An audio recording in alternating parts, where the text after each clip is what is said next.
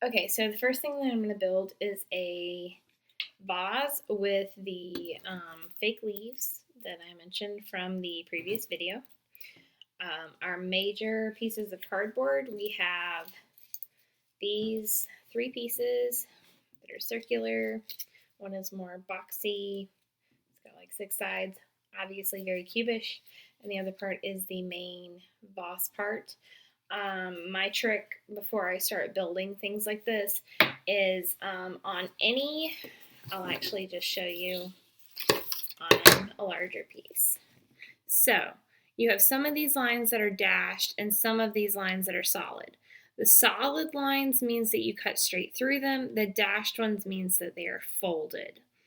Now, rookie mistake is if you are a person who likes to pre-cut everything, make sure that whenever you pre-cut everything that you keep the small labelings for each piece, because different pages have different letters and different number correspondences for how everything goes. So I personally don't like to pre-cut more than like one section at a time, because if I do, you've got all these little pieces everywhere and it's super easy for them to just disappear.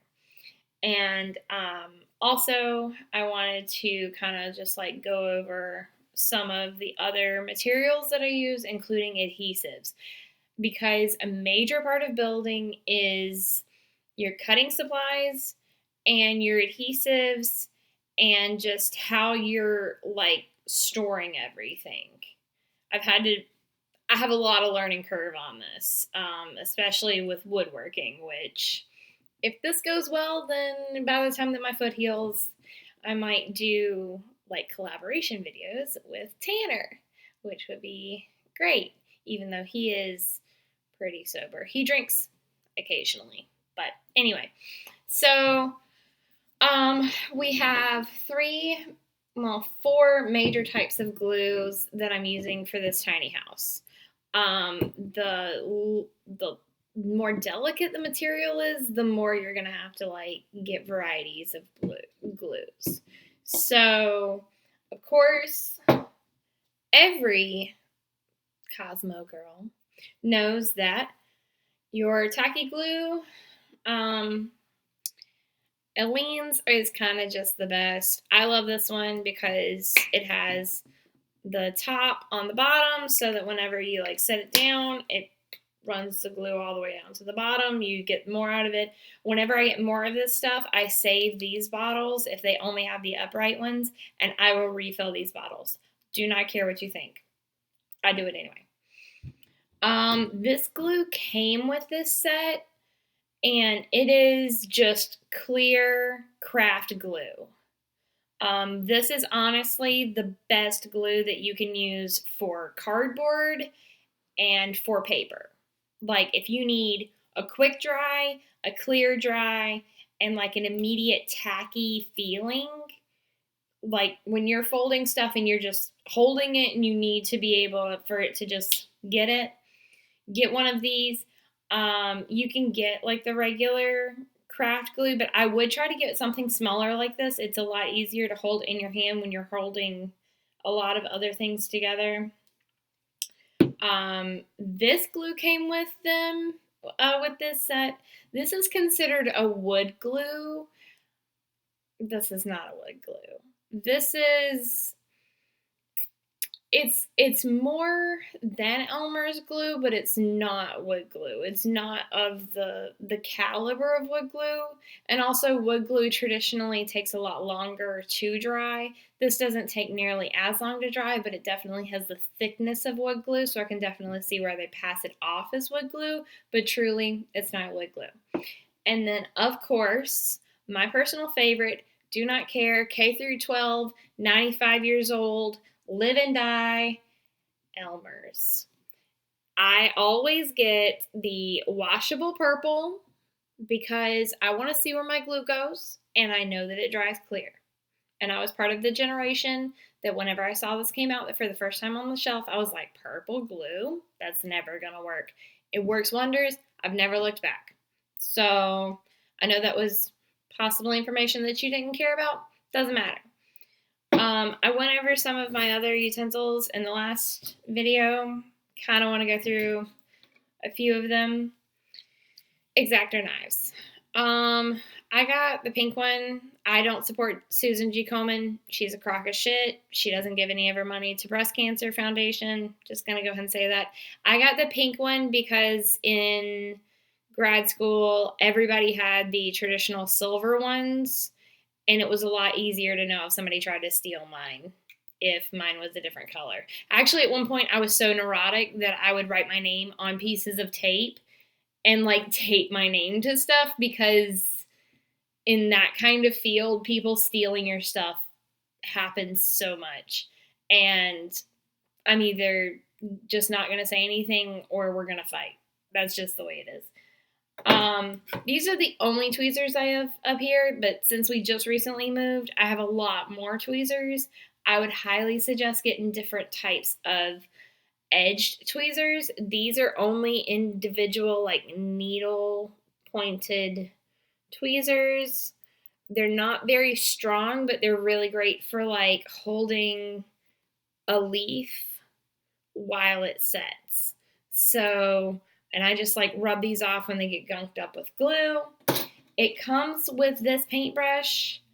I have an entire set of paintbrushes. If you're really big into miniature modifications, this would be something that you would really want to invest in. I would suggest it. There are some things that I definitely, when I get the kit, I'm like, this is a great kit, but I don't want it in this color. So do what you will.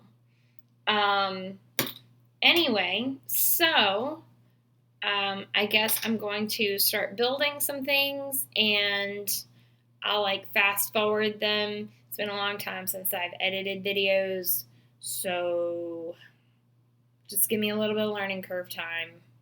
And I want us to be friends, but not to the point where you want to give me negative criticism, because this is not a democracy. This is a monarchy of my own videos. So, much love.